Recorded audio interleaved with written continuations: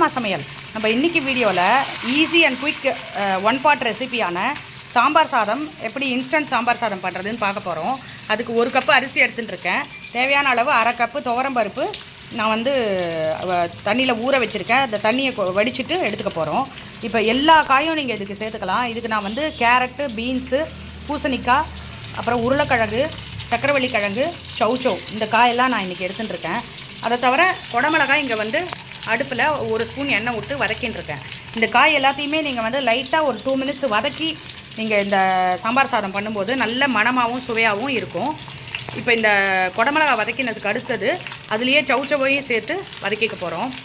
Next உருளைக்கிழங்கையும் அதுலேயே சேர்த்துக்கிறேன். நான் எல்லா காயும் ஒன்றா போட்டு கூட வதக்கிக்கலாம். முதல்ல குடமிளகாய் மட்டும் ஒரு 2 மினிட்ஸ் வதக்கிட்டு அதுக்கப்புறம் இந்த காயெல்லாம் போட்டுக்கோங்க. ஏன்னா குடமிளகாய் நல்ல மணமாக இருக்கும் சாம்பார் சாதத்துக்கு முதல்லையே வதக்கிட்டோன்னா. அடுத்தது இதில் பீன்ஸு, கேரட்டு, சௌச்சௌ, பூசணிக்காய் எல்லாத்தையும் போட்டுக்கிறோம். எல்லாத்தையும் வதக்கிட்டு போடும்போது நல்ல கமகமான வாசனையாக இருக்கும் இந்த சாம்பார் சாதம்.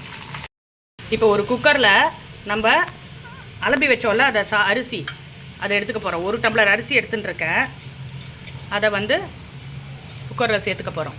நீங்கள் காலி குக்கரில் இந்த மாதிரி சேர்த்துட்டாலே போதும். இது ரொம்ப சுலபமாக பண்ணிடலாம். ரொம்ப டேஸ்ட்டாகவும் இருக்கும். ஈஸியாக பண்ணுற ஒன் பாட் ரெசிபி இது. அடுத்தது 1/2 கப்பு துவரம்பருப்பு எடுத்து வச்சுருந்தேன் இல்லையா, அதையும் அதில் சேர்த்துக்கிறேன். அதுவும் அலம்பி எடுத்து வச்சுட்டேன். அவ்வளோதான். அதுக்கப்புறம் வதக்கி வச்சுருக்க கறிகாய்களை கொஞ்சம் கொஞ்சமாக அதில் சேர்த்துக்க போகிறோம். எல்லா கறிகாய்களையும், கேரட்டு, அப்புறம் வந்து குடமிளகாய், பீன்ஸு, அவரைக்காய் இருந்தால் கூட நீங்கள் போட்டுக்கலாம். சேனக்கிழங்கு, வாழைக்காய் அந்த மாதிரி கறிகாய்கள் கூட போட்டுக்கலாம். நான் என்கிட்ட இன்றைக்கி இருக்கிற கறிகாய்கள் எல்லாத்தையும் சேர்த்துக்கிறேன். உங்களுக்கு வேறு ஏதாவது கறிகாய்கள் வேணும்னா கூட அதையும் சேர்த்துக்கலாம் நீங்கள். இப்போ இதில் எல்லா கறிகாய்களும் சேர்த்துருக்கேன். இதில் வந்து ஒரு 1/2 டீஸ்பூன் மஞ்சள் பொடி போட்டுக்கிறேன். போட்டுட்டு உங்களுக்கு காரத்துக்கு தேவையான அளவு நான் இப்போ வந்து 3 டேபிள் ஸ்பூன் சாம்பார் பொடி எடுத்துகிட்டு இருக்கேன். இந்த சாம்பார் பொடியும் இதுலேயே சேர்த்துக்க போகிறோம். 3 டேபிள் ஸ்பூன் இதை தண்ணியில் கரைச்சிட்டு விட்டுக்கலாம். லைட்டாக ஒரு 1/4 டீஸ்பூன், ஒரு 1/2 டீஸ்பூன் தண்ணியை விட்டுட்டு இந்த சாம்பார் பொடியை விட்டுக்கலாம். அப்புறம் நான் என்ன பண்ணியிருக்கேன்னா, இந்த கறிகாய்களுக்கு 1 டம்ளர் அரிசி, 1/2 டம்ளர் பருப்பு போட்டிருக்கோம். மிச்ச கறிகாய்களுக்கு 4 டம்ளர் தண்ணி எடுத்துகிட்டு இருக்கேன். அதுவே உங்களுக்கு தண்ணி மூழ்கிற அளவுக்கு வந்துடும். ஸோ இதில் 4 டம்ளர் தண்ணி சேர்த்துக்க போகிறோம். 1 டம்ளர் அரிசி, 1/2 டம்ளர் பருப்பு, மிச்ச கறிகாய்கள். ஸோ 4 டம்ளர் தண்ணி அதே டம்ளரால் அளந்து எடுத்து விட்டுருக்கேன். இப்போது இதுக்கு தேவையான அளவு உங்களுக்கு எவ்வளோ உப்பு தேவையோ அந்த அளவுக்கு நான் இதை உப்பு சேர்த்துடுறேன். உப்பு சேர்த்துட்டு நன்னா இது ஒரு 6 விசில் நல்ல சாம்பார் சாதத்துக்கு குழசெல்லாம் வேகிற மாதிரி வேக வச்சு எடுத்துக்க போகிறோம். குக்கர் 6 விசில் வச்சு. இப்போ இதை நன்னா ஃபுல்லாக எல்லாத்தையும் அந்த சாம்பார் பொடி, உப்பு எல்லாம் மிக்ஸ் ஆகிற மாதிரி கலந்து விட்டுக்கணும். மஞ்சள் பொடி, சாம்பார் பொடி, உப்பு எல்லாம் சேர்த்துருக்கோம் இல்லையா, எல்லாம் சேர்ற மாதிரி கலந்து விட்டுட்டு இங்கே பாருங்கள் இவ்வளோ தண்ணி வருது. அப்போ தான் நமக்கு நன்னா சூப்பராக குழசெல்லாம் வரும். இப்போ நான் வந்து இது ஒரு 2 நிமிஷம் நல்லா தளன்னு கொதிக்கட்டும். கொதிச்சதுக்கப்புறம் மூடிட்டு 6 விசில் வைக்க போகிறேன் நான். இப்போ இந்த மாதிரி தளன்னு கொதிக்கிறது இல்லையா, அப்போது மீடியம் ஃப்ளேமில் அடுப்பை மாற்றிட்டு நம்ம குக்கரை வந்து மூடிட்டு விசில் ஒரு 5 விசில், 5 இல்லை 6 விசில் வச்சு எடுக்கணும். இப்போது இந்த அடுப்பில் எண்ணெய் காஞ்சின்னு இருக்கு. இப்போ வெண்டைக்காய் காய் பண்ண போகிறோம். அதுக்கு கடுகு வெடிச்சிட்டு அதுக்கப்புறம் உளுத்தம்பருப்பு, அப்புறமா ஒரு 1/2 டீஸ்பூன் மஞ்சள் பொடி சேர்த்துக்க போகிறேன். இந்த கடுகு வெடிச்சதும் சேர்த்துக்கலாம். சேர்த்துக்கிட்டு நான் வந்து 2 மிளகா வத்தல் சேர்த்துக்கிறேன். இதில் நீங்கள் வேணும்னா ரெட் சில்லி பவுடர் கூட கடைசியில், இல்லை சாம்பார் பவுடர் கூட போட்டுக்கலாம்.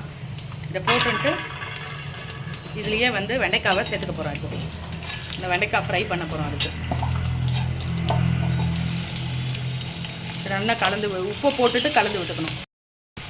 அதில் டிஷ்ஷுக்கு தேவையான அளவு உப்பையும் சேர்த்துக்கிறேன். இப்போது இந்த வெண்டைக்காய்க்கு தேவையான அளவு பெருங்காயமும் சேர்த்துக்கிறேன். சேர்ந்து நல்லா கலந்து விட்டுக்கணும். கொஞ்சமாக இதுக்கு வரமிளகாத்தூள் 1/2 ஸ்பூன் போட்டுக்கிறேன். இப்போது வெண்டைக்காய்க்கு ஆகிடுத்து. இந்த அடுப்பை சிம்மில் வச்சுட்டு இந்த வெண்டைக்காவை இறக்கி வச்சுட்டு நம்ம தட்காய் வச்சுட்டு போகிறோம். இங்கே வந்து இந்த கடாயில் சாம்பார் சாதம் குக்கர்லேருந்து எடுத்து நான் மாற்றி வச்சுட்டுருக்கேன். இதை பாருங்கள் இந்த அளவுக்கு வந்திருக்கு.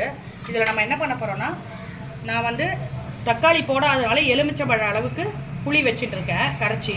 நீங்கள் வந்து தக்காளி போடுறீங்கன்னா 2 தக்காளி போட்டுன்ட்டு பெருசு பெருசாக கட் பண்ணி போட்டுக்கலாம். காய் வேக வைக்கும் போதே போட்டுண்டா நீங்கள் வந்து நெல்லிக்காய் அளவுக்கு புளி கரைச்சி விட்டுக்கலாம். ஸோ இந்த அளவு புளியை கரைச்சி விடும்போது நல்லா வந்து சாம்பார் சாதம் டேஸ்ட்டாகவும் சுவையாகவும் இருக்கும். உப்பு நம்ம ஆல்ரெடி போட்டுட்டோம், மஞ்சள் பொடி, உப்பு, சாம்பார் பொடி எல்லாமே.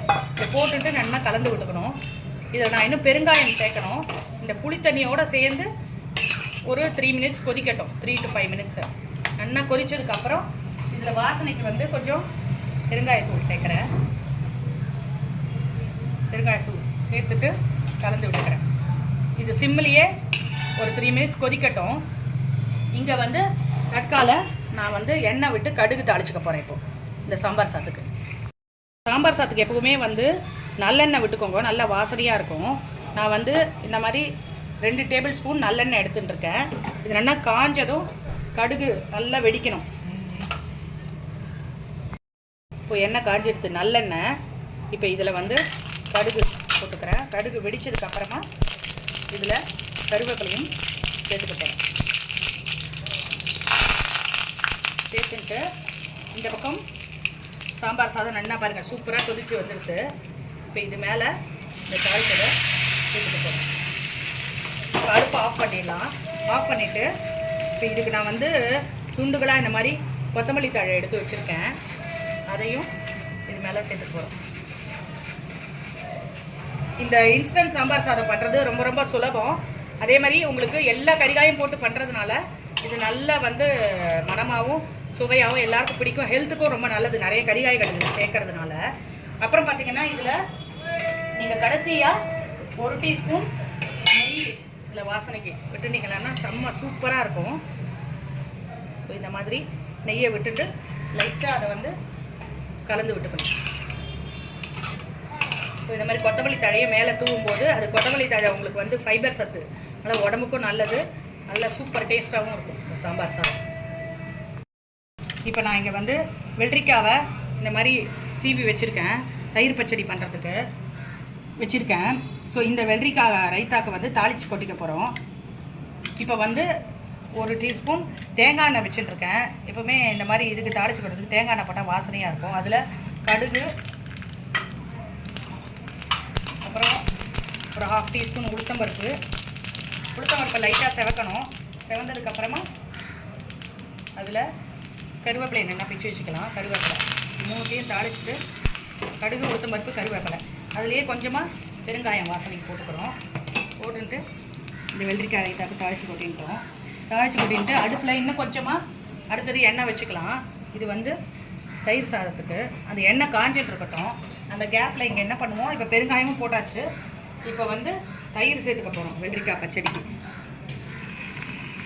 நல்லா கெட்டி தயிர் போச்சு அதில் சேர்த்துன்ட்டு அதை நல்லா ஒரு ஸ்பூன் எடுத்து கலந்து விட்டுக்கலாம். இதுக்கு நீங்கள் சாப்பிடும்போது உப்பு சேர்த்துக்கணும், முதலையே சேர்க்க வேண்டாம்.